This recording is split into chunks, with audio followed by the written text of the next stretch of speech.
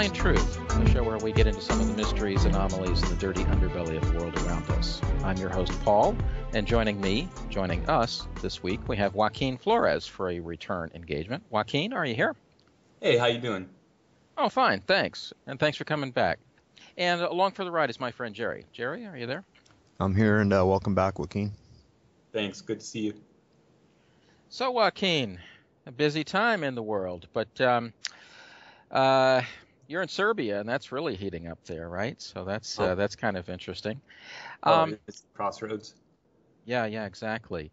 Well, today we have a special theme. We wanted to get into fourth generation warfare, what it is, and how you see that developing, and some of the ideas behind that. But you know, as a start, kind of a segue into that, I thought it might be good to point out that you have a website, which is called Syncretic Studies, right? Yes, the Center for Syncretic Studies. It's the website interface of a NGO based in Belgrade, and actually, fourth generational warfare is one of the things that we look at. Mm-hmm. Well, the reason I kind of brought it up is most people, when you think of syncretic stuff, think of religions like I don't know, Buddhism merging or mixing with Shintoism in Japan, or I don't know, Hinduism and Islam moving into Southeast Asia or something, right? You kind of think normally you think in religious terms, but actually there's a lot more to it than that. There's basically a mix of worldviews, right? Right. And so maybe you can say how your website covers that mix, where you get into geopolitics, power politics, and then also just again, kind of everything that's involved in this fourth generation warfare.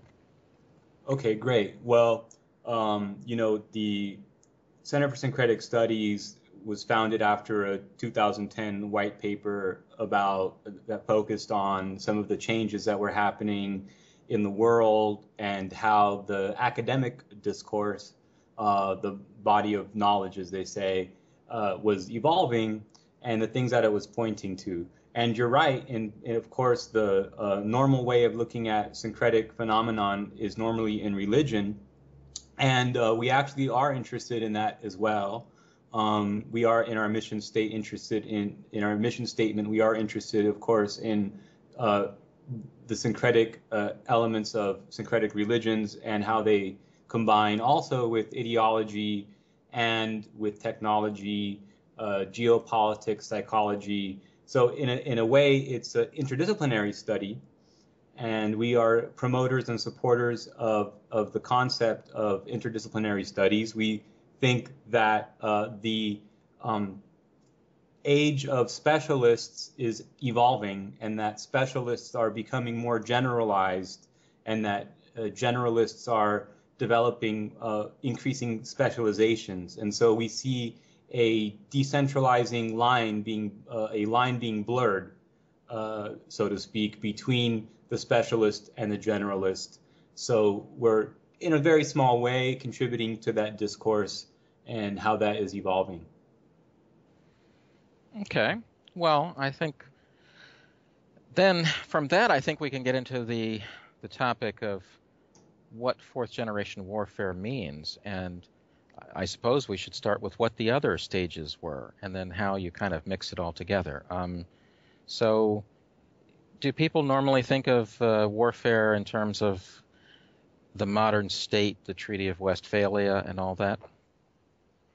People tend to think of warfare that way. And what's interesting is, of course, that it has moved far away from that. And, mostly the literature on the subject, if I can say it like that, has developed. There's a lot of disagreement.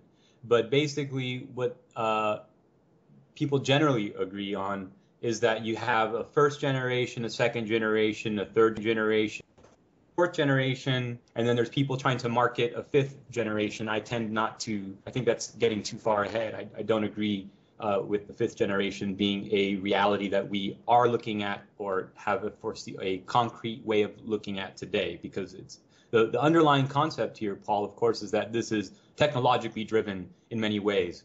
And so, of course, I think in the early 90s, Colonel William S. Lind, developed this idea, proposed it. He wasn't the one who came up with the idea, but he began to really market this naming of it. Of course, there's grant money that they're chasing, and they have to promote it, and they have to use, terms that appeal to the military-industrial complex boys, and the whole Langley crowd needs to kind of buy into it. So I think there's a kind of in the American sense, there's a zing to it to call it, fourth generation warfare. So there's definitely a marketing angle to it. The Treaty of Westphalia is often cited as the beginning of the first generation of warfare. I think that's just a demarcation point, right? It's obviously it evolved, and tactics which can be described as first generation warfare existed prior to that. Sun Tzu, perhaps.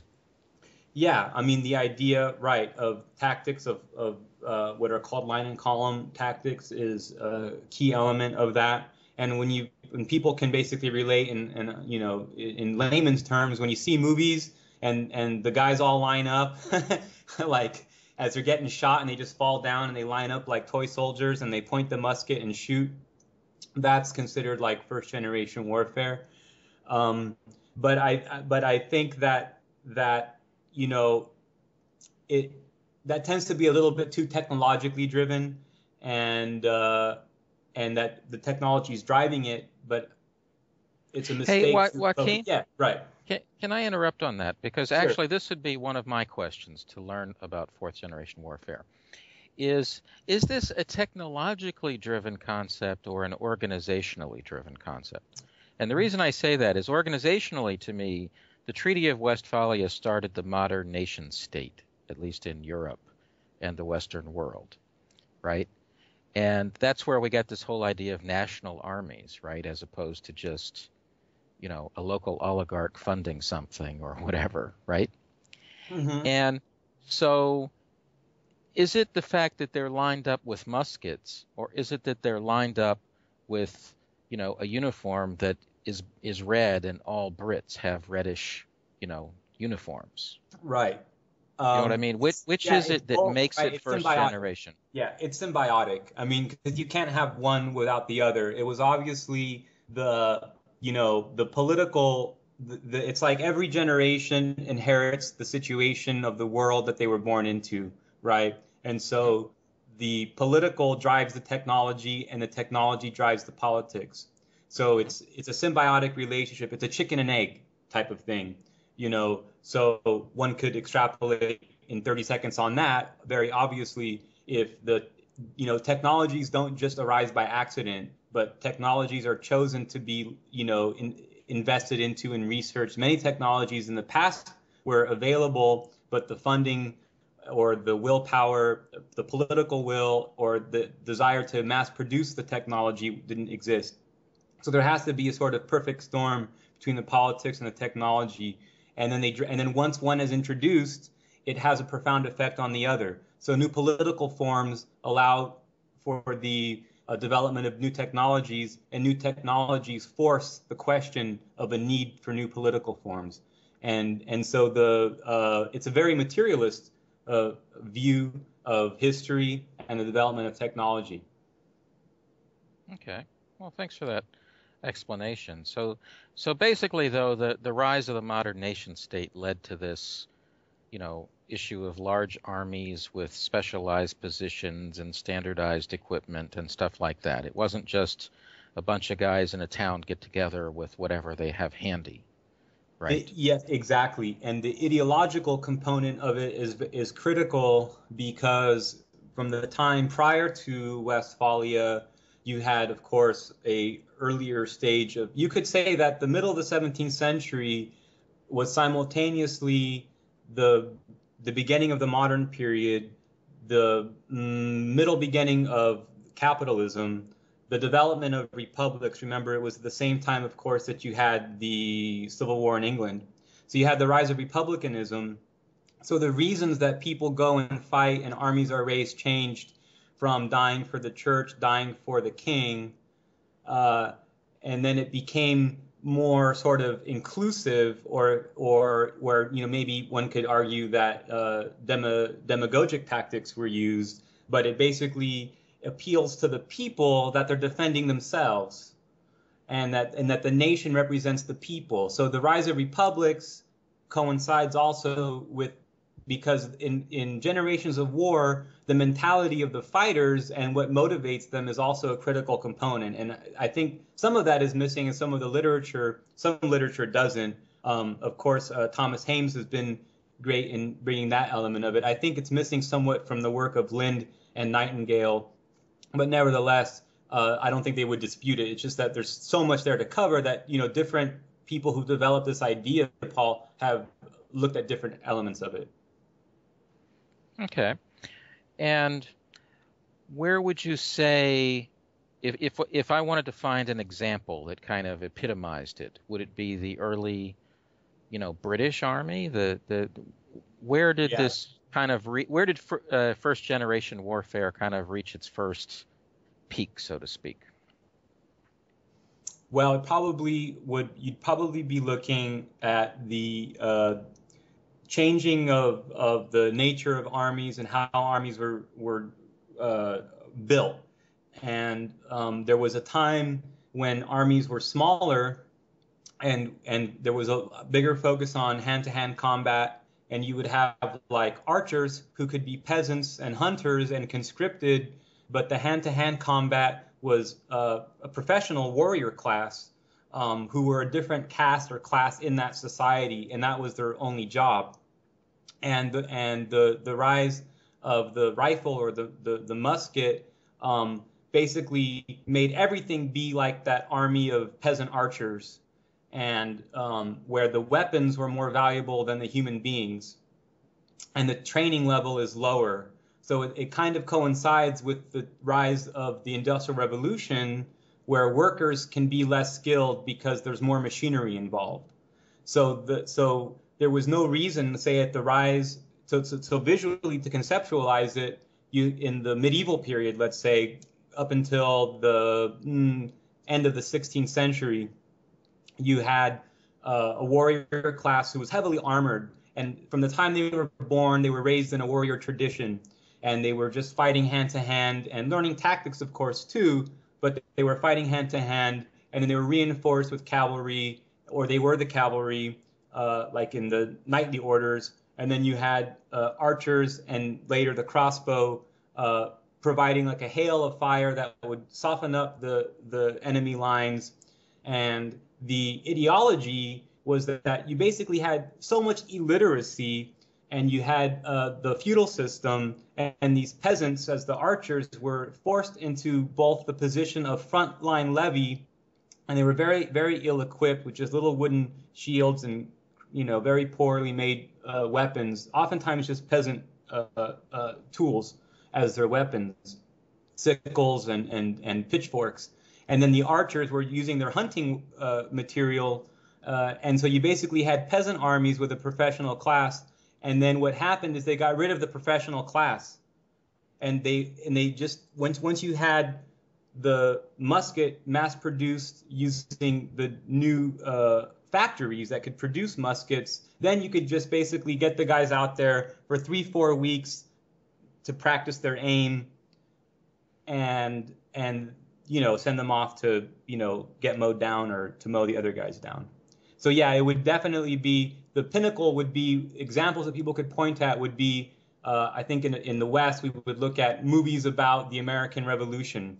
And that's actually a great way to look at the way that the development of later generations of warfare were emerging, like Minutemen using guerrilla tactics, hit and run, small groups, a lot of low-intensity battles, relying on communication and couriers to give orders between small bands of guerrilla groups fighting against a traditional first generation, like the British Army, as you mentioned. So to see how the superiority of later generations compared to the first generation, a good example would be the American Revolution. Okay. So a couple of things come from that. One is it really isn't a question of whether you have mercenary armies, right? Whether the British used Prussians or whatever. That doesn't matter, right? They were still under the authority of a state.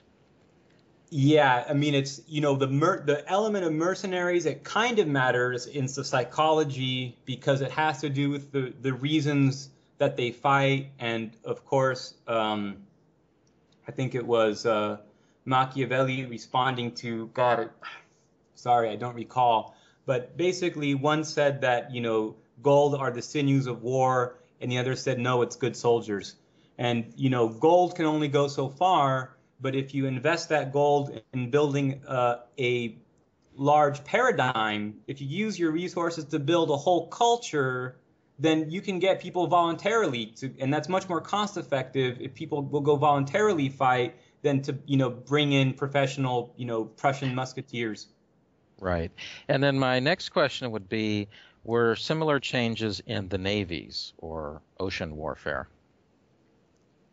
Well, absolutely. I mean, the thing is that ocean warfare had actually naval combat actually almost never had what we would call a first generation. And naval combat almost, you could say, always existed for infantry, what you would call like second or third generation, which is indirect fire,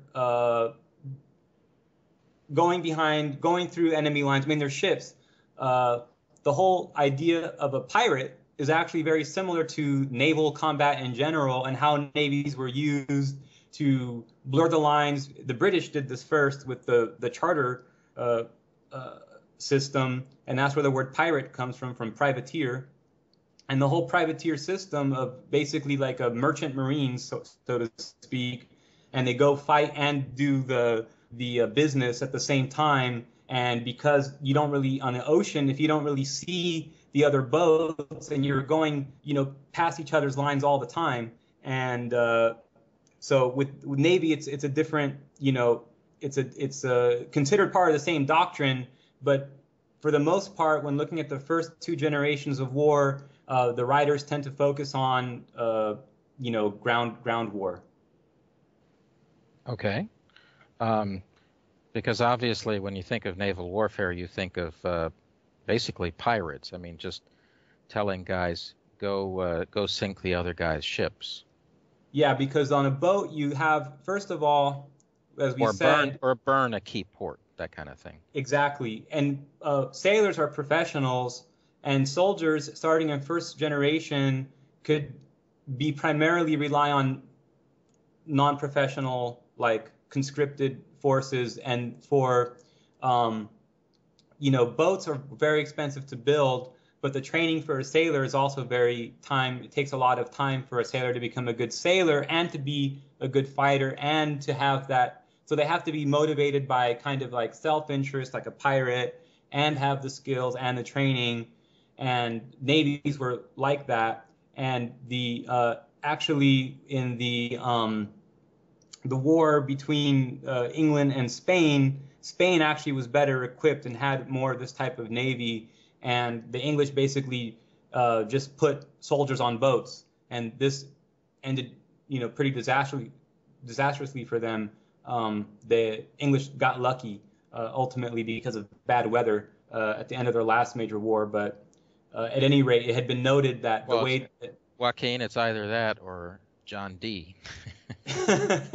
Right. Right. They're mystical, magical figure of legend. Indeed. Okay, well then, I guess that's a good intro to. We got what first generation warfare is. Do you want to give us an idea of what second might mean? Right. Is it basically where you use artillery? This is actually, now in reference to what's happening now, the Ukrainian army, led by the Kiev junta, is using second generation tactics, which is basically where you use artillery, and this artillery evolved out of cannons, right? And use artillery to shell a position, and then like a town. So it's already evolving in the direction of no longer having an open battle on a field that's agreed to.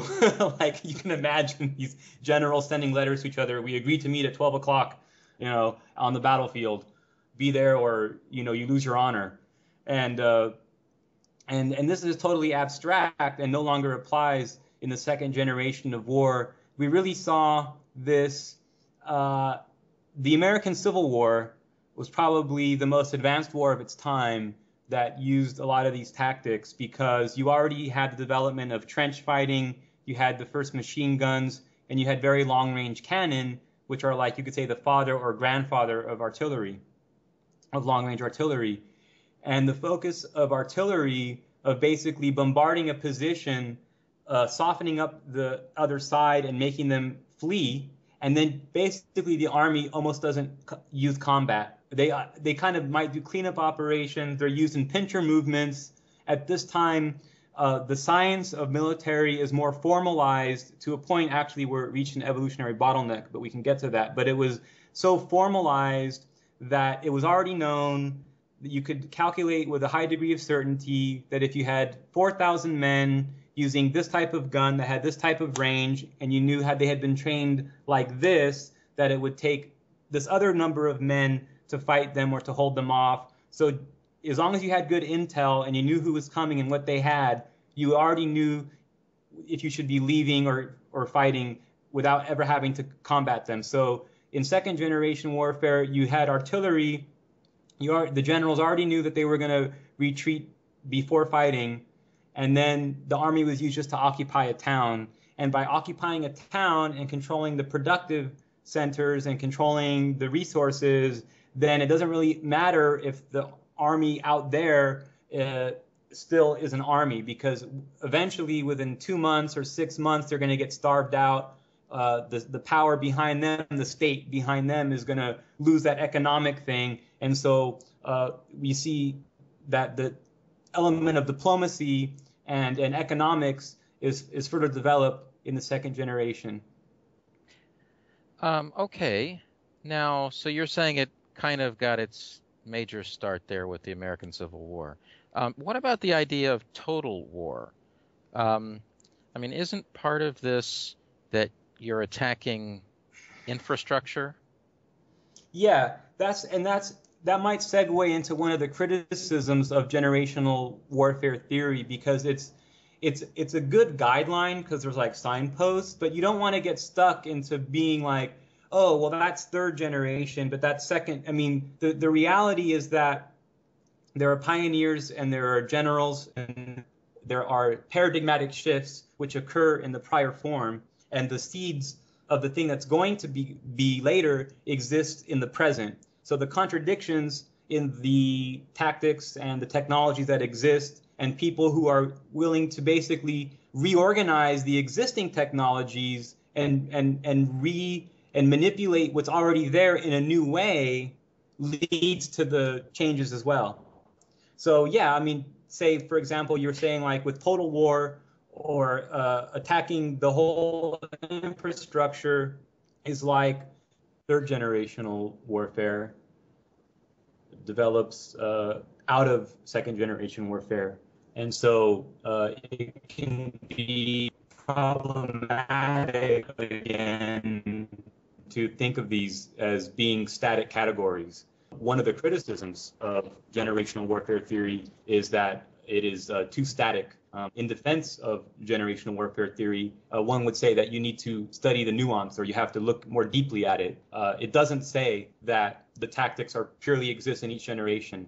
And so that would be the best way to look at it. So in terms of total war, the idea of shelling, using artillery to shell another army, say to break a stalemate, the defendable positions besides hilltops were also fortified cities and towns, and because those are also the economic centers, then it would make sense that a military would defend that from being occupied. So total war also develops out of, is technologically driven, of course, and evolves within second generational warfare. But by the time that it's used in the sense of the 20th century, say with the Blitzkrieg and the tactics of a full mobilization is also connected to the middle stage of the development of capitalism and the Industrial Revolution, right? Because now you must mobilize the entire society to be geared towards production for war. And this is like the age of Roosevelt and of Stalin and Hirohito and Hitler. That this is when you have the societies that are fully mobilized for a war, where the science of management and scientific administration coming out of Taylorism, it's called Taylorism and Fordism, the industrial scientific management, and using assembly line methods of measuring and projecting output and using that for the whole society, basically turning all of society into one factory. So Joaquin, I think of total war as being where you're attacking towns and all that, and infrastructure. And so is that a fair way of saying it, that it's like World War I, all of a sudden they started to get closer to that, and then World War II was this total war, the FDR, Stalin, everything, just level everything in sight? Yes, that's a good way of looking at it. Those are good signposts, of course. Those are good. Those are good. Because you have to assign a beginning point and an end point, but it's much like the evolution of species. There's a punctuated equilibrium, right? So things kind of evolve slowly, and you might still think that you're in one paradigm until someone finally points out, like, hey, things have changed significantly. And that was proven by getting our butts kicked. Mostly that's what happens. And after you get your butt kicked very hard, you realize that the game has changed. So yeah, attacking villages and towns has always been a tactic in war, but the significance of towns as being the main points of production connected to the Industrial Revolution is what's key, because in the past, in agrarian societies, you would have raiders come in and burn all the fields. Mm-hmm. Well, this raises all kinds of interesting thoughts. I was just thinking that some people argue that if Nazi Germany had gotten more of its production underground, that they could have held out in the war another, year or something like that. In other words, they were being air bombed, of course. Right. But by the end of the war, 2/3 of their production was underground. And if they'd done more of that sooner, maybe the result would have been different. Anyway, these technological questions, it's very interesting. But why don't we get into what is third generation warfare then? Right. So as these evolve, what basically, and I think you really keyed in on the main concept of total war in the full sense of the word, Paul, because in third generation warfare, we start to realize, we can assign, say, World War II to the beginning of this. If we must assign a beginning, we'll call it World War II. And what really is involved is, it's not just the science of artillery and the way that you organize like battalions and platoons and how far apart they can be, because you can use radio to coordinate your attacks, and you don't need to send the boy on the horse between colonels on hilltops anymore, right? So of course that's an element of it, but it's a big mistake to think of it just as that. It's about the mobilization of a whole society, all of its resources, not just its technical and managerial resources, but going back to when we talked about first generation warfare and the rise of the nation state and nationalism and the ideological component, why people fight, right? This becomes even more advanced and becomes a more deep component of warfare in the third generation, because now you need ideologies.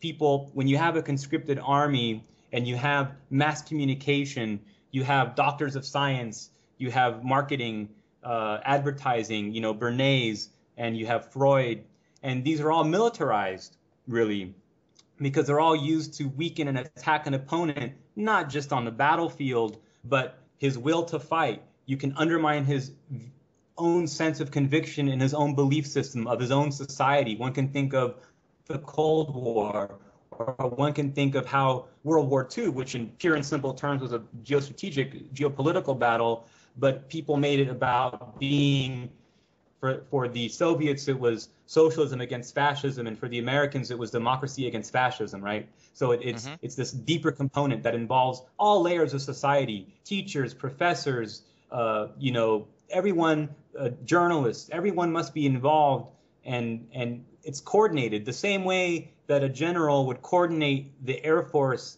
with the Navy, with the ground campaign, is the same way that society in a war coordinates the academics with the intellectuals and the psychologists and the journalists and the editors of the papers and so forth. It's the same thing. So it's much more of a cultural type phenomena, I guess you could say, right? Okay. Yes. Now, technically speaking, though, isn't it largely that mobility is much greater? Yes. By that I mean in the sense that, the image of the war, I don't know, in World War I, you had massive charges, right? Huge lines of men and trenches and thousands dying at a time, right? Yes. Yes. And then my image of third generation warfare is it's more like you're trying to find weak points or selectively, feint, pull back, then attack. I don't know. It just seems like it's much more of a quick hit attack, selective points kind of approach. Yeah, it is. I mean, you don't have, in third generation, you don't really have like one battle that gives you the outcome of the war. It's possible to regroup. It's not too likely. Maybe, in retrospect, the person analyzing the war can say, oh, this was the battle that turned the tide. But there's very seldomly a battle after which produces, a treaty or a surrender. It's most, unless you're at the very end, of course. But mostly what you have is non-committal. And you use a lot of smaller groups, like you're saying. It's really, to be honest, the Germans in World War II really frames the way that we talk about third generation warfare, because the French were thinking in first and second generational lines, and they had the Maginot Line, and the Germans had basically reimagined warfare. Like they said, to hell with the line, and we're going to go around it, and we're going to use sea and air, and we're going to just work around the line. And the French just, some saw it coming, but because of paradigms and, how politics, they weren't able to prepare. So what really, though, the thing is that, and of course, in the tactical way of looking at generations of warfare, you might attack from the rear, or you might use other methods. The Air Force, of course, in the First World War was mostly for reconnaissance, and then you had, planes fighting a little bit in the sky. But in the Second World War, you really had, bombers and, just completely softening up the targets. And that really, really changed it. But it's what I think is important, though, is that with third generation is also the age of solid ideologies based upon the primacy of the nation state as a representative of a way of life. And because it's just to focus on the tactical, say the types of munitions used or the types of tactics used, like whether you go around or whether you ignore things like, trenches and stuff like that, or traditional lines of defenses, that's very important. The technology allows for you to do that, but the technology of the psychological technology and ideology is I'd say equal in importance. It cannot be overlooked. So is the lying better? No, just kidding. Is the, right. Is the propaganda? Well, I was going to say this is also sort of, I think the 3G, would you say that's when the more organized intelligence type operations sort of coalesced, Joaquin? I mean... intelligence operations where you're not just collecting information, but intelligence operations where you are influencing, like an agent will influence the opponent's media by, having a woman seduce the editor and then running a story that they shouldn't have run, which undermines, say the opponent's will to fight by running a certain story a certain way. So yes. Blackmail, bribery, false flags, all that. That comes out of third. Exactly right. Okay. And then, but the seeds of that, again, you have to think, and I hate to use this word, but you have to think evolutionarily. It's not static. It's each new tactic, like the thing that's going to become the next generation, already exists in the present generation. That is why people talk about fifth generation warfare. I disagree, as I said, that I think it's premature. I think we're at the start of fourth generation. I think that all the mechanisms within fourth generation are still being developed and will continue as in this generation. Did we want to start getting into some of the concepts of fourth generation? Like when it started, who the originators were? I know there's probably not a solid line of demarcation between third and fourth, but if you could just maybe elaborate a little bit on it. Okay, well, so then in looking at the evolution of third generation warfare into fourth generation warfare, it really begins at looking at the development of, it actually started with looking at the Greek Civil War, the guerrilla campaigns in the Korean War, and the Vietnam War, because now things have evolved with it's recombining technology that already exists. So in guerrilla war, insurgency, counterinsurgency struggles, there isn't really a new technology that is being used from third generation. In fact, the technologies of ideology, right, and psychology are even more important in fourth generation warfare because you don't necessarily have funding from a state. In fact, it's the psychological media and legal mechanisms which hold people together. And so the financial element is different. You have already now looking at, say, the middle, late 20th century, and overproduction. There are more guns than people. There are more bullets than you could ever use.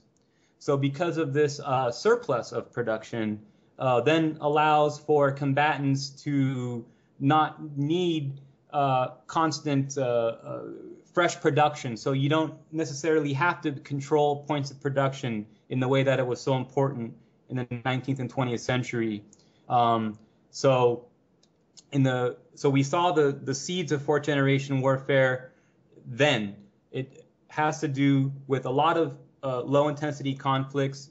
In World War II, we saw, fourth generation elements used because platoons could be very small. You could have groups of, 10 or 15 people, and a lot of the fighting was behind enemy lines, and there really weren't lines. I mean, lines were for generals to have a point of reference, but the real fighting was happening all over the place. You didn't have, you had basically a lot of excursion groups.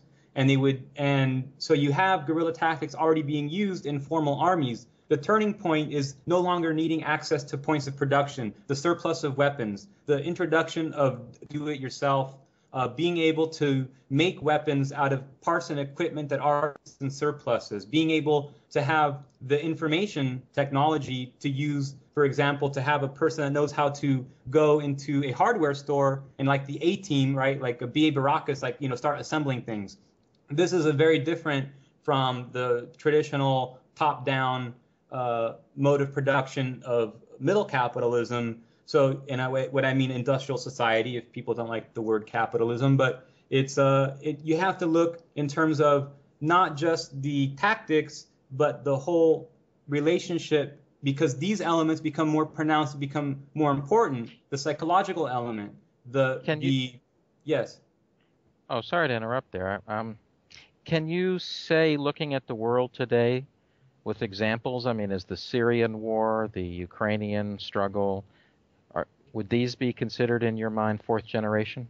Yes, they are, yes. In the Syrian struggle, the U.S., using the FSA and ISIS through its proxies, the Saudis and also the Turks, have the fourth generational advantage because they are using these using groups motivated primarily by ideology. They use psychological warfare. They are getting people to go in and fight. They have a lot of mercenaries, but they also have a lot of volunteers.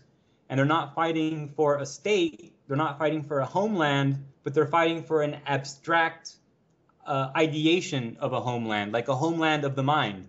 You see, this is very different from physical territory.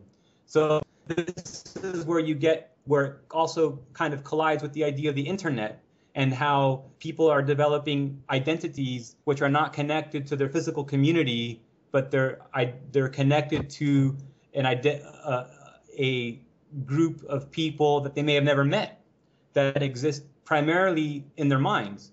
And it makes us look more deeply at what it means to be a human being and who people are to us. Because in fourth generation warfare, people volunteer to go fight and die for an idea and not even a piece of land or the idea of a piece of land.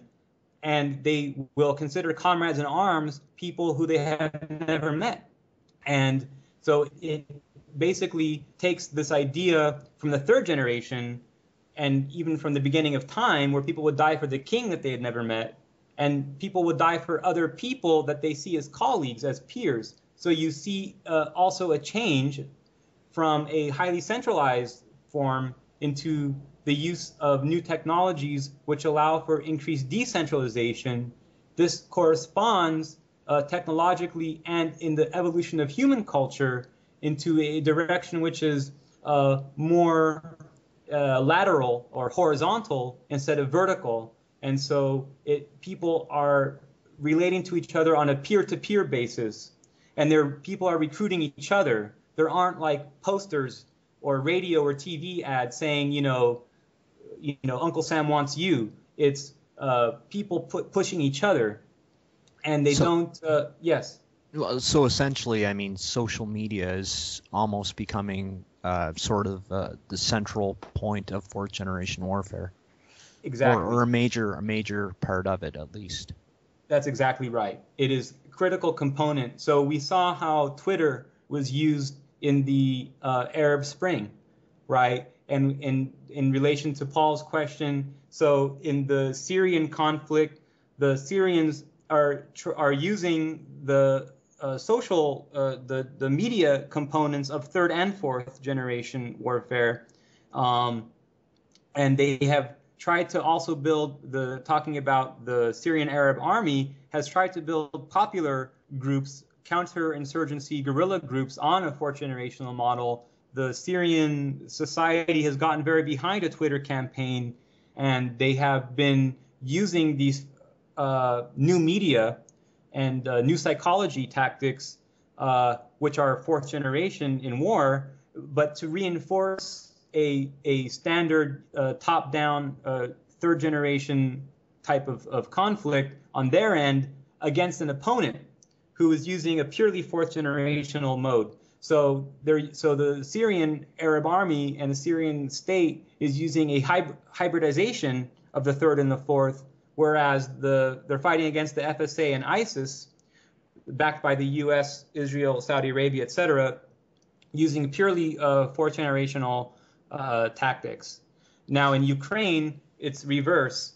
The American side, the Ukrainians are using, have had a very low level of success in using a combination, a hybrid tactic. They have a standard third generation army. They have a state, a republic nominally. So they're locked into that discourse of republics, of societies that are supposed to stand for universal ideals and the idea of human rights. These are ideas that correspond, of course, to the third generation. And they're fighting against a decentralized insurgency which relies on social networking primarily, which doesn't have their own currency, which is using captured points of production, as well as a decentralized model being used by the Russians, where they're using civil society and pluralism as a weaponized pluralism or weaponized civil society to help reinforce and fund the conflict. So the Russians have been able to begin to transform their whole military internally, their own defensive army, into a highly sophisticated, psychologically based, ideologically motivated, decentralized guerrilla type army.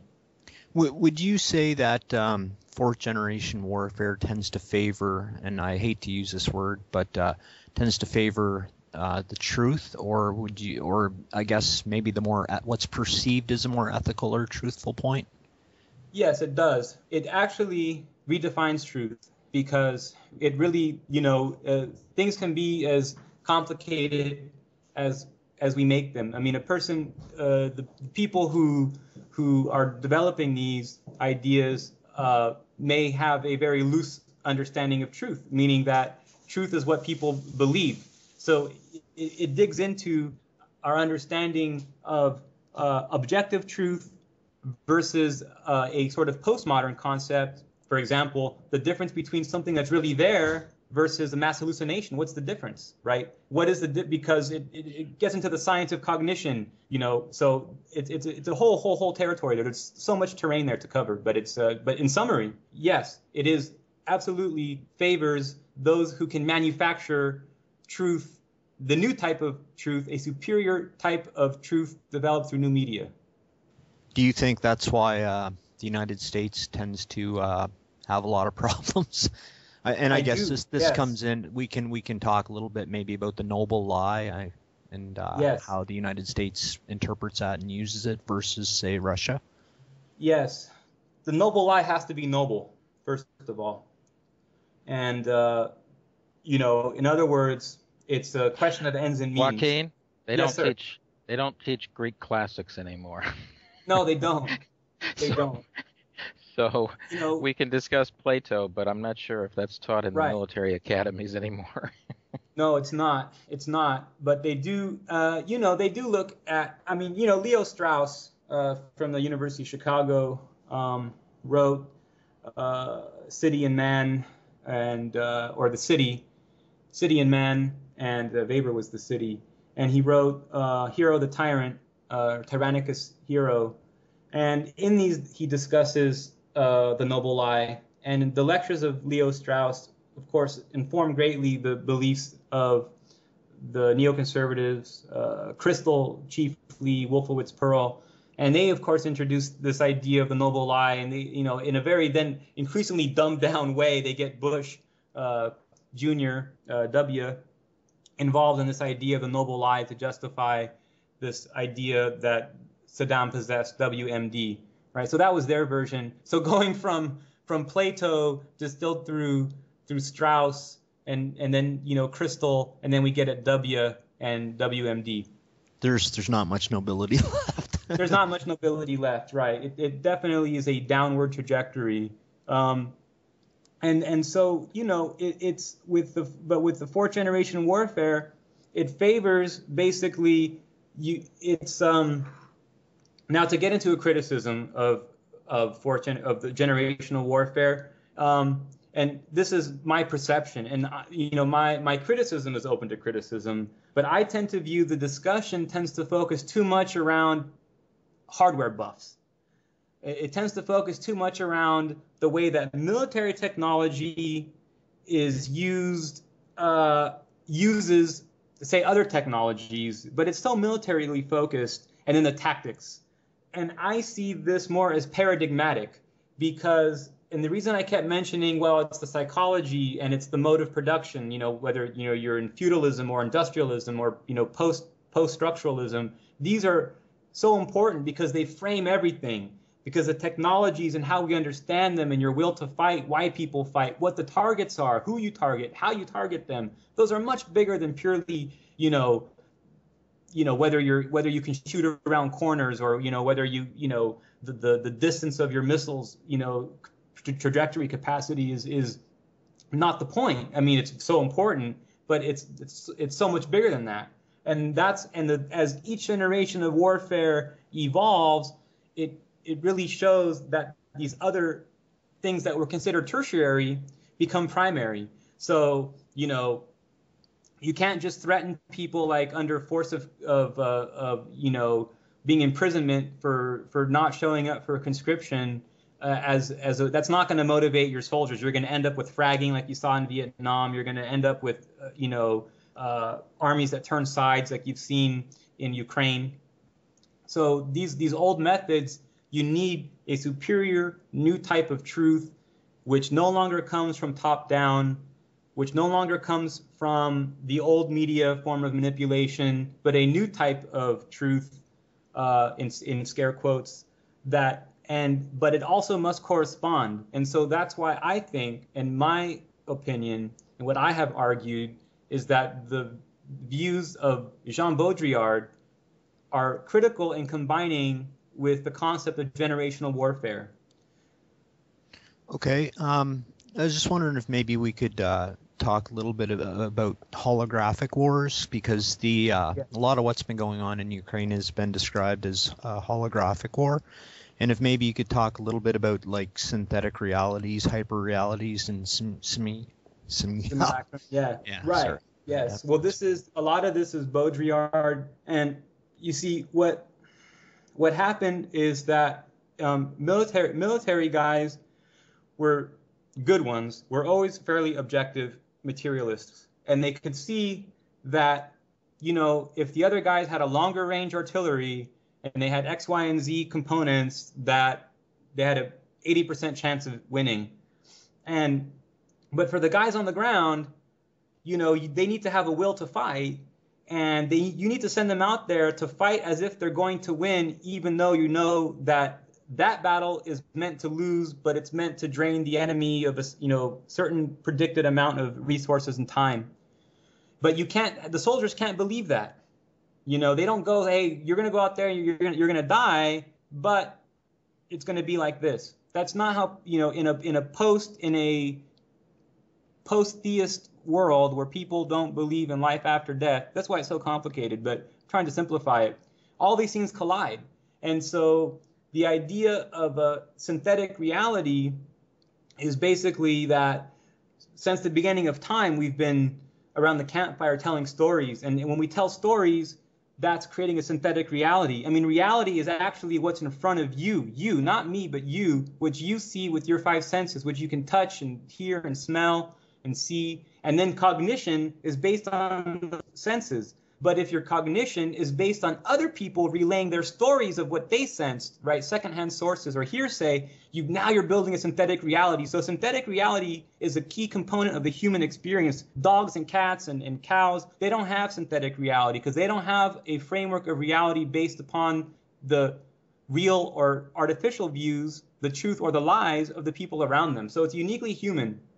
I know it seems obvious to say that, but this frames this whole concept. Because now moving forward to the present, human beings have continually built a social construct which becomes more and more complex, and the sciences involved in managing populations become more complex. And so we have a reality, what we think is a reality, and then there is society as a whole is manufacturing on top of our experiences a hyper-reality or simulation of reality, which we sew into like a fabric, like a quilt, into the threads of our own perception of reality. And we can no longer separate our own personal experiences from the lens that society gives us from which we see that through. So, and the way that relates in warfare is of course critical, because now it becomes not just a conflict between armies or between geopolitical interests, but it becomes a psychological struggle between how people view primary existential questions. And I think that's why we see, and maybe you can discuss it a little bit, but there's a lot of memes being created. I think, like, even if we look at, say, Strelkov, like, he was sort of almost turned into a meme and a symbol of defiance and a symbol of leadership. You know what I mean? So it seems like right. that's sort of an important part of the 4G warfare as well, right? Of course. I mean, because you can go back to Che Guevara and the symbolism around the image of his face and how that was critical in guerrilla warfare. But this is a human thing, right? Because you can look at, for example, whenever you remove from a state and you're going to mobilize people without the authority of a state, but to act people have these images of other men or women in their minds in the abstract that they fight for. People in the Roman Empire with the image of Christ in their mind against the state and the sort of the faceless empire, or the image of Che Guevara against, United Fruit Company, or, an American occupying army, or the image of Strelkov. And these images of men or women at times, but mostly men, in our minds create a sort of relationship of brotherhood, and also instills in it connects psychologically to our sense of the Father and the Son. Like, we're the Son and we're making our Father proud, and he's a symbol of authority, and it's a symbol of your father, or that type of authority is a deeper than the state. It's so, in other words, it's hard to get people to turn on their fathers if they have love for their father. It's easy for a father to get his son to break the law, right? So that's the kind of some of the psychological framework that's used. But in the memes, this is how it's changing it, because historically, the image of a man, which people connect to, has been used by a state in a top-down way. And so there's always been certain layers of a society, particularly educated people, who maybe are critical thinkers, who were who didn't buy into the top-down old media model and the projection of authority, either through concepts like democracy or socialism or fascism, or through the face of a leader, whether it was, Stalin or Roosevelt or whoever. There's people who just never bought into that because they sensed that it was coming from an alien source, from top down. And what is different in new media, as well as and how that incorporates in warfare and fourth generational warfare, is that these now are horizontal. So we've arrived at a new plateau, a new horizon, where we are hearing things not from above us, where we look up and the image comes down from us on high, but they appear and they feel like they're coming from our peers. Sometimes this is real and they are coming from our peers, but there are also, fake Twitter accounts. There are also fake VK and Facebook profiles, which are part of top-down operations posing as lateral, popular, and horizontal memes and identities. It's amazing. So Joaquin, from that I have a question. I read an article by William Lind, yes, one of the famous figures in this. And to tell you the truth, I got the entire feeling that he and his fellow, thinkers, that this was like a seminar they'd been working on, that they're looking at it from the point of view of fighting against fourth generation warfare. Right? That was the take I got. In other words, yes, we're the empire, and this is what we're going to have to deal with. Right. And so right. I'll read you a quote from an article of his that I thought was pretty interesting. He said, "In many ways, the 21st century will offer a war between the forces of 4GW and the brave new world. The 4GW forces understand this, while the international elites that seek a brave new world do not." And here's a quote from their seminar. "Osama bin Laden, though reportedly very wealthy, lives in a cave. Yes, it is for security, but it is also leadership by example. It may make it harder to separate physically or psychologically the 4GW leaders from their troops. It also makes it harder to discredit those leaders with their followers. This contrasts dramatically with the Brave New World elites, who are physically and psychologically separated by a huge gap from their followers. Even the generals in most conventional armies are to a great extent separated from their men. And the Brave New World elites are in many respects occupying the moral low ground, but don't know it." Anyway, that's the end of the quote. I thought that was rather interesting because he's basically saying that, I'm a general for the Brave New World elites. Right. And the morale is far better with these 4GW guys we're going to be fighting. Right. I thought that was rather interesting, to be honest, and I think it's they're being refreshingly honest by putting this out there.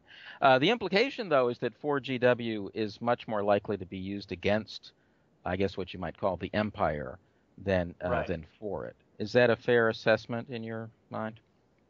It is, it is a fair assessment. It's the issue with Lind, of course, is that he's considered one of the founders of the theory of generational warfare theory, but it's the thing is that it's like the pieces were there all along, and one could take a Marxian view of the evolution of stages of society, right, and then say each society had a way of doing warfare, and then you would arrive at stages of the evolution of warfare. I mean, it's what he stated was kind of obvious, and I agree that it is refreshing in a sense that he understands that the psychological component of 4GW is, of course, that the combatants have a higher morale and they have a stronger sense of why they're fighting. But this was known about from the Greek Civil War and in the partisan struggles in World War II. And the British politician Sir Oswald Mosley wrote in the 60s, observing the evolution of struggles such as this and in guerrilla wars in Latin America and in East Asia, that the rise of the political soldier was going to be key. And so one can see, taking from Lind's quote, that Osama bin Laden was something of an example of a political soldier, without getting into his background or who funded him, but just that as the avatar of bin Laden, it presents as a political soldier who leads by example and who is of those people. But again, like I said, with Jesus Christ or Attila the Hun or Adolf Hitler, these are people who wore their khakis, right? I mean, they didn't, they had a disdain for the elite, and they saw themselves, as being kind of mixed in with the people, so they were popular leaders. Gaddafi played that image up as well, right? Very much so. And this is an intuitive thing. I mean, it's not like Gaddafi read a book about psychology. It's kind of like you're either socially retarded or you're socially brilliant, right? You have to, you're or somewhere in between. And people who kind of get that stuff intuitively, and then other people observe those things, write a book about it, and stick a label on it. So it's actually the people who did these things that founded them, and people like Lind who don't have a lot of military experience, and people like me who have none. We can analyze these things and we try to kind of explain them. But the doers, right, are the revolutionaries. They're the ones who did it, and they did it. They were very informed by their realities, and they were thinking, very intelligent people. But they also did it intuitively. I was wondering, one of the things you discuss quite a bit in your articles is game theory. I was just wondering if you'd be able to speak a little bit about how game theory factors into fourth generation warfare. Yeah, well, fourth generation warfare is based on a long game. And a long game, you can, in game theory, there's long game and there's infinite games. And my view is that the U.S. is playing an infinite game in game theory. And so there's, in the field of semiotics, the Russian philosopher Bogdanov, who was actually a colleague of Lenin, one of the early Bolsheviks, was one of the sort of early writers on the subject of what would become semiotics. And semiotics became a critical component of computer programming. And what happened along the way is that it, because of the Industrial Revolution in the early 20th century with Taylor and Ford, the idea of mechanizing and planning societies, then you're planning for contingencies. You're planning on, well, if this doesn't happen, then this will happen. So you can have, plan A, and then you can have 10 different contingencies, and then plan B with 10 different contingencies, and then each contingency has a different contingency. So people might remember the movie War Games with the Matthew Broderick, and he hacks in. He's like a hacker. This is like a 4GW game. Movie. And he kind of like hacks into this is like in the 80s, he's hacking. It's weird. He's hacking into the mainframe of the Pentagon or something. And he gets into this guy who was like the game theorist who, used, checkers or chess or tic-tac-toe or something to kind of game out what a nuclear war between the U.S. and the Soviets would be like. And as the computating power of computers has increased, right after it was clear that that Deep Blue was going to beat any chess player, that once computers were really programmed to surpass the ability of people to computate long game, then the entire trajectory of planning became computer-aided. And because people, while there's no computer that can really get into, well, there's different types of infinity without getting into like mathematics of infinity, but there's different sets of infinity. But in game theory, infinity basically just means a never-ending game. And one of the pioneers also in semiotics was named Markov, and he developed infinite game. And the way in fourth generational war is that, you see, if you don't have in classical military strategy, you have kind of give me a minute to create the framework. You have a position, which is like where you're at and where you want to be. Then you have the strategy to to obtain or defend, to keep or to reach that position. And then you have the tactics below that. So I'm creating a hierarchy. Then below the strategy, you have what are called stratagems or tactics, which are used, the little things along the way that you use to achieve your strategy. The strategies are used to obtain your position. Right. So in fourth generational warfare, really you see a liquidation of these things. The medium becomes the message becomes the medium, the goal, the position can become the tactics, and the strategy can become the position.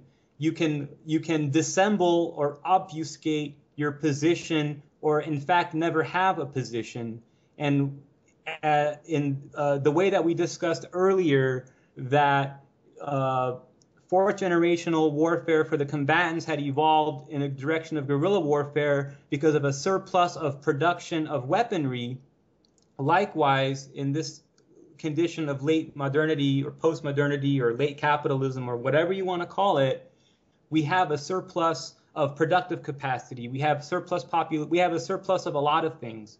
So we must use a simulacrum of scarcity to justify the hierarchical organization of society. And the way that combines in fourth generational warfare theory, of course, is that you also have a surplus of society. So you don't have a position of supremacy. You don't even have a position of full spectrum dominance as the way it's talked about, like in net-centric theories of fourth generational warfare theory. But rather, the goal of the U.S. is to create permanent war. So one could say that's their position. Of course, war is the method of arriving at a position. So this is an example of the position becoming the strategy. Okay, so that makes it very hard to counter, because it's very hard to calculate in game theory infinite games. And the work of Markov and others does give us some way to modelize what's called modelization, that process. It doesn't make it easy, though. And so that's how it relates. It's basically not having any goals in sight. It's just destruction. And it's like playing a game that the rules are sort of changing and evolving as you're playing, right? That's right. Because if the goal is for the game, that's exactly right.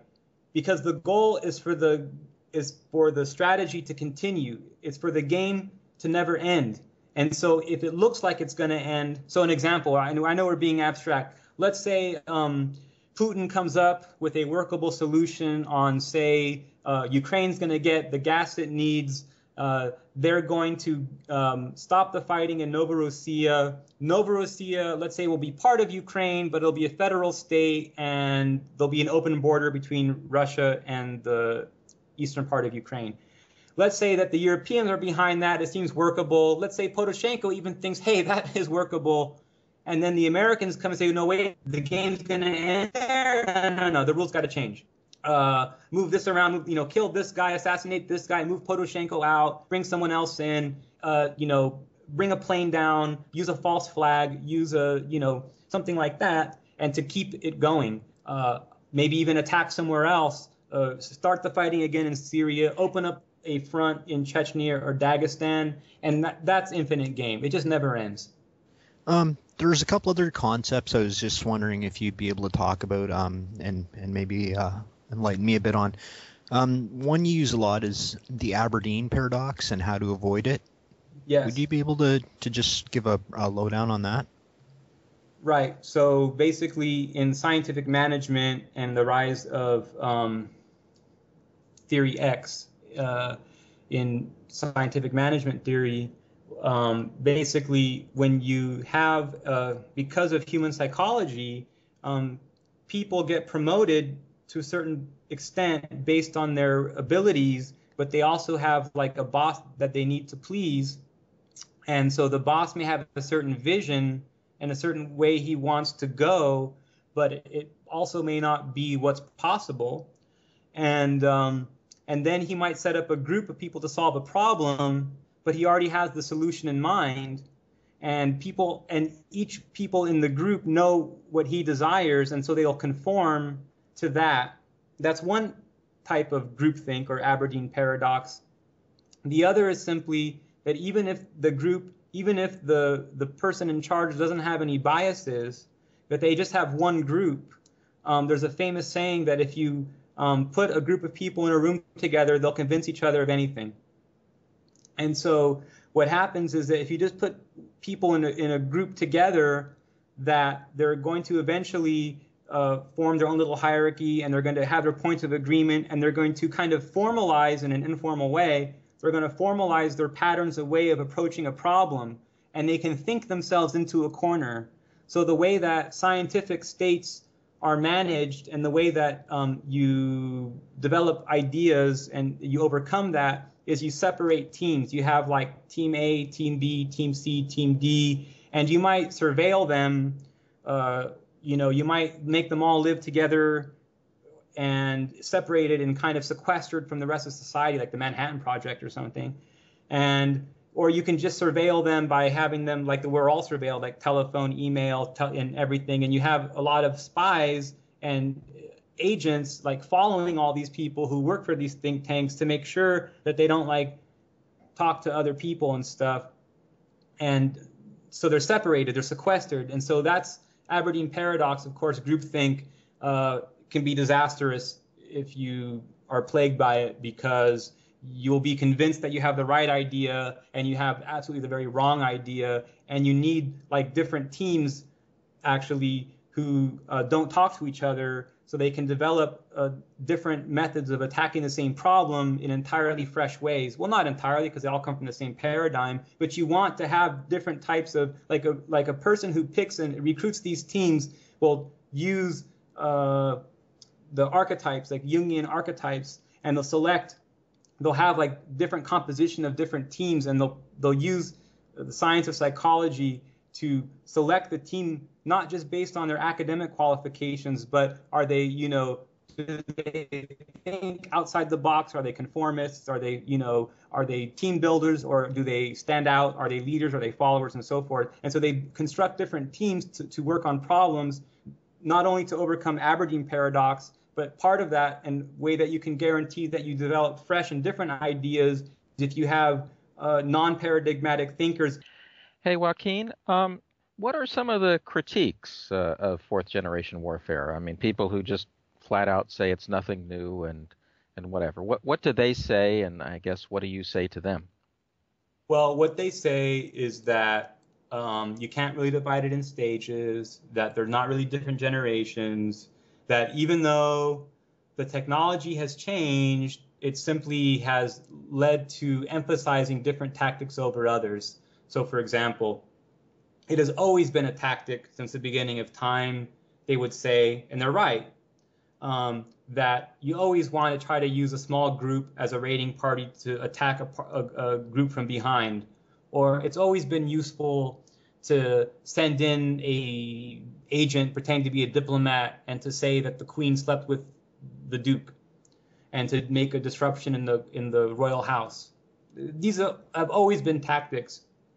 Of course, I mean, one can say, oh, look, well, now it's ideology. Well, there was always, the Puritans against the Catholics, against the Lutherans, and the Orthodox against, the Jews and the Muslims. There's always been these ideological nature. And people have also, yes, they were conscripted, but they also had these beliefs all along. They always believed in things that helped them fight.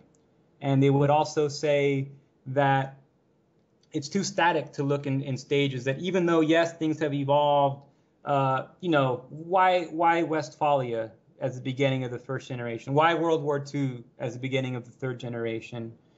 And what I would say in response to that really is that these are things which people take into consideration. So you would have to kind of make a caricature of the theory of generations that is a wrong caricature, that lacks the nuance, for those criticisms to really be useful criticisms. I think that those criticisms are good criticisms if the theory that they are attacking is the theory. But there's no consensus about what is fourth generational warfare in all of its details. Thomas Hames has developed this. He's a specialist in counterinsurgency warfare. I believe he wrote a book called The Slingshot and the Sling and the Stone. And what he does is he explains, yes, of course, there's, the technology of warfare is driving it, but he also understands the fluidity between the stages. And that's what we tried to describe at the beginning of our show, was that one could ignore the actual literature and say, aha, but there are examples of third generational warfare in first generation, and there are examples of fourth generational warfare since the beginning of time. And while all this is true, it's like saying, well, then why give labels to things? I mean, in response to that, I would say, why label anything? We agree that there are limits to labels. We agree that thinking in terms of black and white stages is problematic, right? But that doesn't mean that we don't label things. It doesn't mean that we can't say, well, there was, different stage. There was the, early industrial society. There was mercantilism, market capitalism, corporate, the financial became more important than, say, the industrial finance. And you just say you could look at the evolution of societies. One could always say, oh, but there's always been people, and there's always been people who work, and there's always been people in charge. And there's always been, there's the people who say there's always been, but that doesn't help us explain or differentiate how things change. So I think labels are useful in explaining how things change while being cognizant of the fact that there are recurring themes that have to do with the human experience. One thing I've kind of observed, and I don't know if you would agree or not, but as Paul said earlier, it sort of seems like the deck is stacked against Empire in the fourth generational model, and it seems like they've tried to combat this by a variety of methods, like they set up troll accounts on YouTube and various things like that. But I would almost argue that the more they try to counter fourth generation warfare with methods like that, the more these things are backfiring on them. I was just wondering what your thoughts were on that. I agree. I recently wrote an article that touched on that point exactly, and I agree with you. I think that's a good observation. It's something where there is, and maybe this is me being like a humanist or an optimist or something, but it seems that people can tell the fake profiles. I mean, Israel developed a multi-billion-dollar project in their Hasbara scheme, and they were among the pioneers of developing troll accounts to try to shift opinion about Israel. And what we saw is that since the beginning of their program to have fake troll accounts, to engage in a public discourse in comments on Yahoo Messenger or in comments, say, on the comment section of popular news sites, is that the public opinion about Israel has shifted against Israel, right? Of course, it gave people a sounding board to kind of to give the other end of the argument, right? Like every time a troll comment would come up or a Hasbara comment, you would see 5 or 10 contrary arguments, and it got to the point in a lot of these mainstream media outlets where they actually had to shut down the comments because they're losing control of the narrative. They were losing control of the narrative, and it's kind of like if I gave you a handmade artifact, and I handed you one that was like a mass-produced, that had been like painted and brushed to look like a handmade artifact, enough people, maybe not even the majority, but enough people that would be listened to by the majority would be able to point that out. And like if I handed you like a fake, artificially aged fake thing that was factory produced, and you could see the like evidence of mass production on it, in the same way, like in the fake Twitter accounts, the fake VK Facebook accounts, and the fake comments on comment sections of blogs and news sites, people, at least enough people, have been able to spot these. And so like you were saying earlier, the fourth generational model does favor a new type of truth, which comes from masses of people doing it who have the time to respond. Right. You can't just like say a blanket troll statement and then people call you out on it and then you respond with the same comment that you've copied and pasted, because that's like industrial production. That's mass production. And fourth generational warfare is not about, and new media is not about top-down mass production. It's very intimate. It's real people. And so it's an evolving science. And I probably think that with the artificial intelligences, they will evolve more seamless fake intelligences that can, it won't just be copy paste, but it'll be, people will think that they're interacting with people that will actually be computer programs that are making more sophisticated and more heartfelt seeming comments in the future. I think we're already seeing that, to be honest with you. I mean, that's just a speculation, but based on what I've seen out there. So I guess I just kind of, it's sort of a speculative question, but do you think society is generally becoming, I don't know if the word is wiser or, as a whole, or is it just sort of a cadre of people that are kind of fighting the good fight? I was just wondering what your thoughts were on that. And I know it's a speculation. It's both. You know what? I think that people are becoming wiser. I think that we have reached a new type of literacy, right? If we can say that there was a time when, literacy, and then people had literacy to read the Bible, and then people had a literacy to read different types of works and compare them to each other. So in the same way, there's like different levels of intelligence. There's like the very bottom, there's like memorization, and then there's being able to repeat it, and then there's being able to like repeat it and explain it in your own words, and then there's being able to explain it in your own words and point out the deficiencies, and at the highest level is being able to synthesize and create your own new idea. And likewise with literacy, there's reading for comprehension, then there's reading for deeper meaning, comparing texts, and with the information revolution, and I hate to sound like one of these people that's just, in awe over the internet. I mean, I was born in 1978, and I've been online since 1995 or so.